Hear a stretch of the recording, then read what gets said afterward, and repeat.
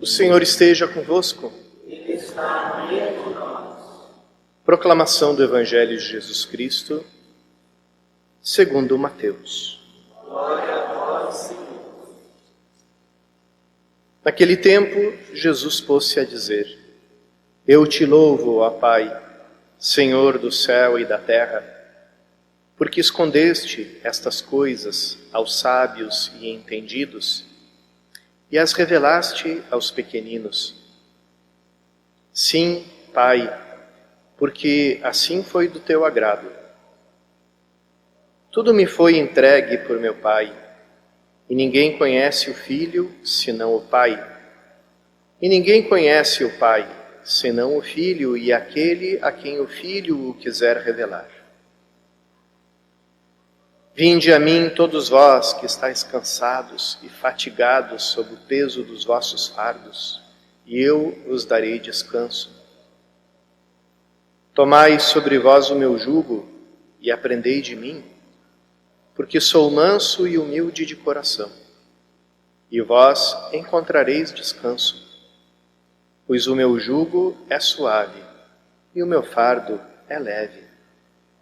Palavra da salvação. Glória a vós, Senhor. Irmãos e irmãs, a gente parte reflexão esse domingo, Palavra de Deus, sobre essas expressões de São Paulo que a gente escutou nesse trechinho do capítulo 8 da Carta aos Romanos, esse capítulo 8 tão maravilhoso que a gente devia ler todos os dias, que fala sobre a carne e o espírito. E aqui é muito importante a gente desfazer um equívoco que é muito comum, porque a gente pensa segundo o raciocínio da nossa época, que é um raciocínio gnóstico, ou seja, contrapõe a matéria e o espírito. O que é material é mal e o que é espiritual é bom. Um pouco como aquelas concepções dualistas antigas que diziam que o mundo tinha sido criado por dois deuses diferentes, um Deus mau que tinha criado a matéria e um Deus bom que tinha criado o espírito. Portanto, tudo aquilo que era da matéria era mal, era escuridão, era treva, era fraqueza, era ignorância, e tudo aquilo que é espírito, ou seja, que é imaterial, então é bom, é luz, etc. Não é disso que São Paulo está falando quando a Sagrada Escritura, quando a Bíblia nos fala da carne e nos fala do espírito, ela está falando de uma outra coisa. Até porque, vejam como Jesus louva que o Evangelho ficou escondido para os sábios e entendidos.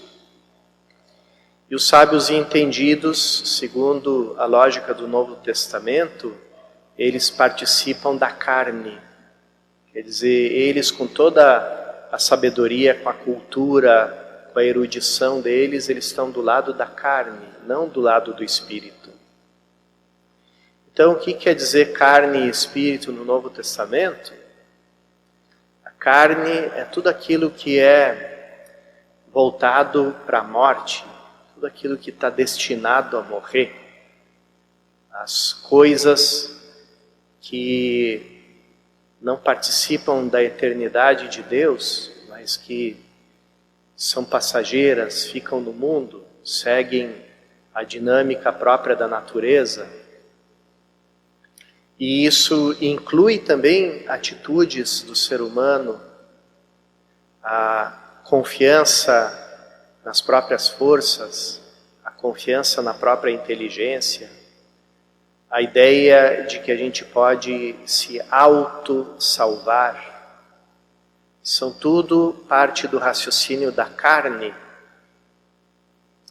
E é por isso que São Paulo muitas vezes tem que repreender as primeiras comunidades, como os coríntios, por exemplo, que logo que se converteram, adotaram uma atitude de intelectuais diante do cristianismo, e São Paulo chama eles de carnais, porque não receberam o Espírito. Então, a carne é esse raciocínio do homem velho, é esse raciocínio do velho Adão que se desconectou de Deus e tenta construir uma imitação de paraíso na sua vida mortal, confiando às vezes nas riquezas, às vezes na beleza, na arte, na cultura, no saber, na ciência e todas essas coisas. Então, esse é o ser humano entregue a si mesmo, entregue às suas próprias forças. Isso tudo é a carne. Se isso é a carne, então o que é o Espírito? É tudo aquilo que tem a ver com o Espírito de Deus, o Espírito Santo.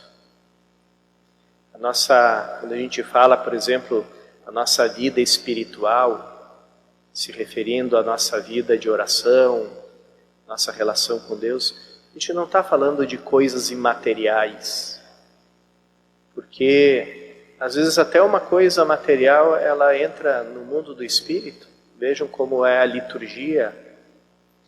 A água do batismo é material ou espiritual? Não tem sentido fazer essa divisão, porque se por meio do elemento da água se manifesta o novo nascimento, então aquela água é espiritual. O pão e o vinho são espirituais, porque se convertem no corpo e sangue de Cristo. O óleo é espiritual, aquele que unge os doentes, que unge os sacerdotes, que unge os batizados. Uma imagem, um ícone é material ou espiritual? É espiritual, porque ali está o Espírito Santo, que guiou e inspirou o artista e inspira também aquele que contempla o ícone a louvar a Deus, a se conectar com Deus. Então tudo isso é do mundo espiritual. E também as coisas triviais da nossa vida, as coisas do nosso dia a dia, se a gente transforma a nossa vida em ação de graças, tudo aquilo que faz parte do nosso cotidiano se torna espiritual também. A nossa comida se torna espiritual, o nosso lazer se torna espiritual. Porque tudo fica debaixo do domínio do Espírito Santo, tudo faz parte da nova vida no Espírito Santo. E é assim, entendendo, que a gente pode entender também porque o Pai é louvado por não ter revelado as verdades do reino de Deus para os sábios e entendidos. Por quê? Porque Deus é seletivo, porque Ele gosta de uns e não gosta de outros? Não, não é por causa disso. É porque os sábios e entendidos estão procurando o reino de Deus por outra coisa, por outros caminhos que não são o do Espírito Santo. Por isso eles só vão se encontrar com a própria ciência, com a própria inteligência, que vai levar eles à soberba. E uma alma soberba nunca pode se encontrar com Deus, pode encontrar a Deus porque não dá espaço para Ele, o seu espaço está todo ocupado pelo próprio ego, pelas suas próprias realizações. Por isso, o Evangelho encontra ouvidos atentos entre os indigentes, os pobres. A primeira bem-aventurança de Cristo é aquela: bem-aventurados os pobres em espírito, que também em algum biblista aí traduziu bem-aventurados os mendigos do espírito. Quer dizer, aqueles que sabem que o Espírito Santo não é uma conquista nossa, não é uma coisa que a gente pode comprar, a gente pode adquirir com as próprias forças. O Espírito Santo é sempre o dom, e diante de um dom livre de alguém, a gente só pode estender as mãos a modo de mendigo. A gente nunca pode se comportar diante do dom como se nós fôssemos os donos. Então é interessante, irmãos e irmãs, na liturgia existem essas duas formas de comungar, na boca ou na mão. Agora, nesses tempos da pandemia, o cuidado da saúde recomenda a segunda forma, né? Que seja feita com respeito, com fé. Mas as duas formas, nenhuma delas é a pessoa mesma ir pegar a Eucaristia e ir buscar com a sua própria mão e tomar para si mesma. A igreja proíbe essa maneira de comungar, proíbe a autocomunhão. E porque, né, parece um gesto tão simples, né? Alguém que olha com superficialidade diz assim, que diferença faz? A pessoa vai lá, está ali o cálice com as hóstias, a pessoa pode pegar por si mesma ou alguém entregar para ela. Qual é a diferença? A diferença é total, é muita. Justamente porque a gente não está no mundo da carne. Segundo o raciocínio da carne é igual, mas segundo a vida no Espírito é muito diferente. Você só pode acolher a Eucaristia como alguém incapaz. Então tem que ser dado para ti, tem que ser entregue, porque você não produz a Eucaristia, ela não é um direito teu, você não fabrica, você não compra ela, você só pode receber ela como presente. Então, é interessante que Cristo anuncia o reino nas sinagogas. Os doutores da lei, os fariseus, né, os doutores da lei eram os entendidos da época, eram os especialistas na Bíblia na época. Os fariseus eram conhecidos pela sua grande oração, pela sua reverência com Deus, a procura da observância da lei. E nenhum desses dois grupos entende Jesus, não conseguem entender, não conseguem acolher. E quem acolhe o anúncio do reino com alegria é aqueles que já perderam todo esse orgulho humano, esse orgulho da carne. Quer dizer, os endividados, os doentes, incuráveis, os leprosos, os publicanos, as prostitutas, todas aquelas pessoas que estavam, por assim dizer, à margem, porque a vida segundo a carne também produz isso, produz o refúgio humano. Quem não se enquadra na lógica do sucesso da realização humana é jogado para fora, é jogado para debaixo do tapete, é o resíduo. E é justamente nesse resíduo humano que o mundo da carne produz, é que Jesus encontrou os ouvidos atentos para acolherem o Evangelho com alegria. Chegou a nossa salvação, chegou o dom de Deus. É aqueles que já treinaram o seu coração a receber tudo de graça, a pedir com a mão estendida, a não conseguir conquistar nada e passar pela humilhação de ser ajudado pelos outros. Uma das figuras cristãs do século XX que eu mais admiro é o padre Charles de Foucauld. Ele é uma espécie de resumo de toda aquela busca angustiosa do século XX. Ele era militar, era ateu, vivia uma vida na luxúria, na impureza, desprezava as leis, foi punido pelos superiores militares dele, era rico, era de família nobre, rica, e lá pelas Santas ele teve uma profunda conversão.